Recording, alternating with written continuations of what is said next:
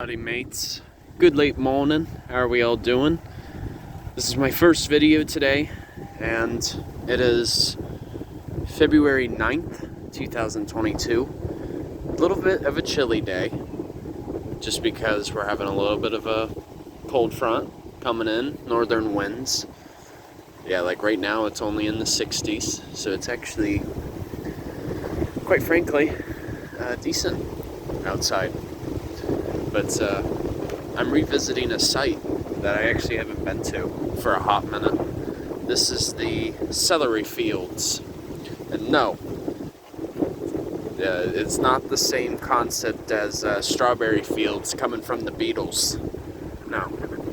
But if they wanted to do a vegetable version of the song, they could just say Celery Fields. But now I can digress. So Celery Fields is actually a preserve based in Sarasota, and it was incorporated at least a decade ago. And really the purpose of this particular site is to really provide a like a stormwater management facility, because as you can see, we have all of these surrounding water bodies. And basically what happens was, a couple of decades ago, there was going to be a point where more development was going to happen.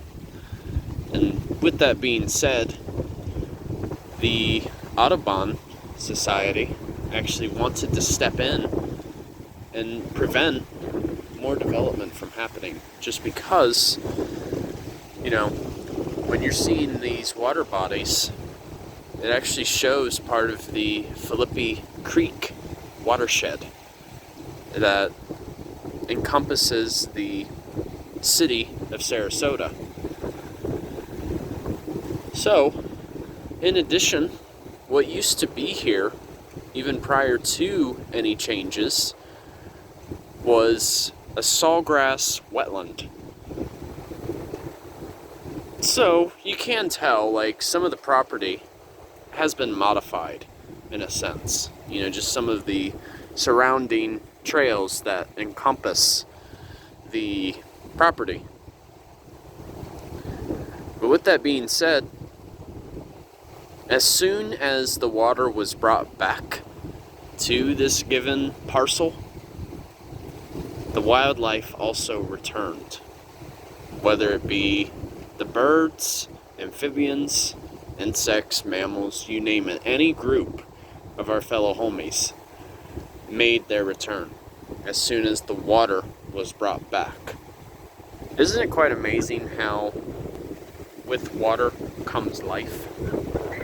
That's just a simple given. Because without water, no living entity would exist. Just because, just as a comparison, water makes up 70% of our body. And then it makes up 70% of the planet.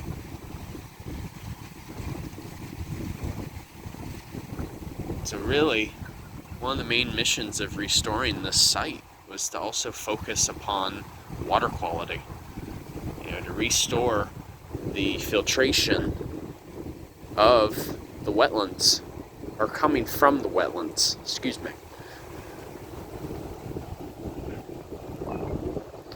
And as you can tell, some of the land out there in the distance, that is, we call them micro forests. May actually save that for a separate video.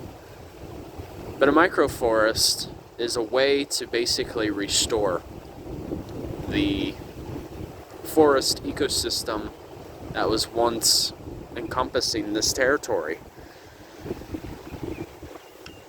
So then another question may come to mind for those of you who have never heard of this place. Why? You may be wondering, why do they call this place Celery Fields? Well, before I really get into that part, this place was very well known for hosting Pleistocene epoch fossils. You know, like from specific creatures such as that of the woolly mammoth, for example. As you know, Florida wasn't always subtropical like it is right now. Land can change in a matter of a few thousand years. So that was another reason too why this became a protected place. And gets its name from Celery Fields because back in the 20s, this mound that I'm standing on was once used for planting celery.